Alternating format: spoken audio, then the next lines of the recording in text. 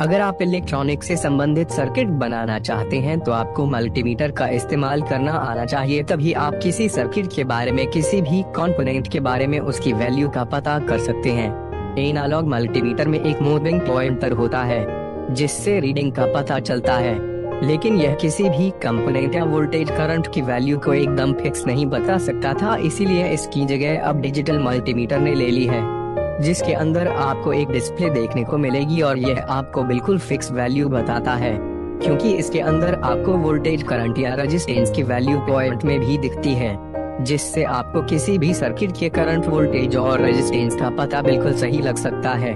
जैसा कि हमने बताया, एनालॉग मल्टीमीटर की जगह है अब डिजिटल मल्टीमीटर का इस्तेमाल होने लग गया है, तो इसीलिए हम आपको डिजिटल मल्टीमीटर के बारे में जानकारी देंगे कि आप इसका इस्तेमाल कैसे कर सकते हैं, कैसे आप वोल्टेज, करंट, रेजिस्टेंस का पता लगा सकते हैं। और आजकल ऐसे भी मल्टीमीटर आए हैं जिससे कि आप ट्रांजिस्टर की वैल्यू का भी पता लगा सकते हैं। आप वीडियो में देख सकते हैं, हमने सभी पॉइंट को अलग अलग दिखाया है, जैसे कि यह मल्टीमीटर आपको और आसानी से समझ आ जाएगा। मल्टीमीटर का इस्तेमाल टेस्टिंग के लिए किया जाता है और टेस्टिंग करने से पहले आपको कुछ बातों का ध्यान रखना बहुत ही जरूरी है। अगर आप मल्टीमीटर से कोई भी सर्किट या रेजिस्टेंस मापना चाहते हैं तो उससे पहले मल्टीमीटर में इसकी हाई रेंज सेलेक्ट करें। जैसे कि अगर आप अपने घर में आने वाली बिजली की सप्लाई को मापना चाहते हैं तो आपको मल्टीमीटर 750 ऐसी पर सेट करना होगा और उसके बाद ही आप अपने घर में आने वाली सप्लाई को माप सकते हैं। डीसी वोल्टेज को मापने के लिए आपको मल्टीमीटर के सिलेक्टर की पॉइंट को इस सेक्शन में सेट करना है। इस मल्टीमीटर की मदद से आप 200 मिनट से लेकर 1000 वोल्ट तक डीसी सप्लाई माप सकते हैं, लेकिन डीसी सप्लाई को मापने से पहले आपको कंपोनेंट की वैल्यू का अंदाजा होना चाहिए। जैसा इस एडाप्टर का आउटपुट वोल्टेज 12 वोल्ट डीसी है, इसके वोल्टेज को नापने के लिए इसके पॉइंट को कम से कम रेंज में रखेंगे ताकि हमें वैल्यू सही मिल सके, और रेंज से कम करने पर वैल्यू एरर हो गया। डीसी वोल्टेज या एसी वोल्टेज मापते समय आपको मल्टीमीटर में लगी प्रोब को ध्यान में रखना है कि यह प्रोब मल्टीमीटर के नीचे के दो टर्मिनल है, उन्हीं पर सेट हो जैसा कि वीडियो में दिखाया गया है। और डीसी सप्लाई के साथ में मल्टीमीटर का कनेक्शन करते समय आपको मल्टीमीटर की पॉजिटिव प्रोब डीसी सप्लाई के पॉजिटिव टर्मिनल से जोड़नी है और नेगेटिव प्रोब डीसी सप्लाई के नेगेटिव टर्मिनल से जोड़ने हैं, तभी आप उस डीसी सप्लाई की वोल्टेज को मेजर कर सकते हैं। डीसी वोल्टेज की तरह आपको मल्टीमीटर में एसी वोल्टेज मापने का तरीका मिलता है, लेकिन इसमें आपको सिर्फ दो ही रेंज मिलेंगी, 200 और 750 का है। तो अगर आप अपने घरों में आने वाली सप्लाई को मापना चाहते हैं तो इसमें आपको 750 सिलेक्ट करना होगा, तभी आप अपने घर में आने वाली सप्लाई को माप सकते हैं।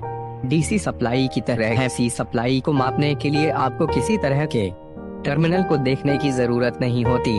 आप कोई भी प्रोब किसी भी टर्मिनल के साथ में जोड़ सकते हैं। किसी भी सर्किट के एम्पियर पता करने के लिए आपको मल्टीमीटर को उस सर्किट के सीरीज में लगाना होगा, लेकिन एक बात का ध्यान रखें कि यह मल्टीमीटर सिर्फ डीसी करंट के एम्पियर को माप सकता है। इसे डीसी सप्लाई में इस्तेमाल करें और डीसी सर्किट में इस्तेमाल करें। इस वीडियो में आप देख सकते हैं कि कैसे हमने एक डीसी मोटर को मल्टीमीटर के साथ में सीरीज में जोड़ा है और मल्टीमीटर की कौन सी प्रोब को हमने बेहतरी से जोड़ा है। मल्टीमीटर का इस्तेमाल हम किसी भी सर्किट की कंटिन्यूटी चेक करने के लिए भी करते हैं। अगर आपको यह पता करना है कि किसी सर्किट में कोई तार कट तो नहीं गया है, इसके लिए आप मल्टीमीटर को कंटिन्यूटी के ऊपर सेट करें और जैसे वोल्टेज मापते हैं वैसे ही तार के दोनों सिरों पर प्रोब लगाकर आप तार की कंटिन्यूटी को चेक कर सकते हैं। कंटिन्यूटी से आप किसी भी डायोड को भी चेक कर सकते हैं कि वह काम करती है या नहीं। इसके लिए आपको मल्टीमीटर के पॉजिटिव टर्मिनल को डायोड के पॉजिटिव टर्मिनल से जोड़ना है और मल्टीमीटर के नेगेटिव टर्मिनल को डायोड के नेगेटिव टर्मिनल से जोड़ना है। अगर आपकी लेड जलना शुरू हो जाए तो इसका मतलब लेड बिल्कुल सही है। मल्टीमीटर से किसी भी रजिस्टर या प्रतिरोधक की वैल्यू को पता करना बहुत ही आसान है। इसके लिए आपको वहां पर रेंज दी गई है, आपको जैसे वोल्टेज मापते हैं वैसे ही रजिस्टर को मापना है। इसके लिए सबसे पहले आपको मल्टीमीटर को रजिस्टर की रेंज को सिलेक्ट करना है और रजिस्टर के दोनों सिरों पर मल्टीमीटर की प्रोब जोड़ देनी है और मल्टीमीटर पर आपको रजिस्टर की वैल्यू दिखने लग जाए।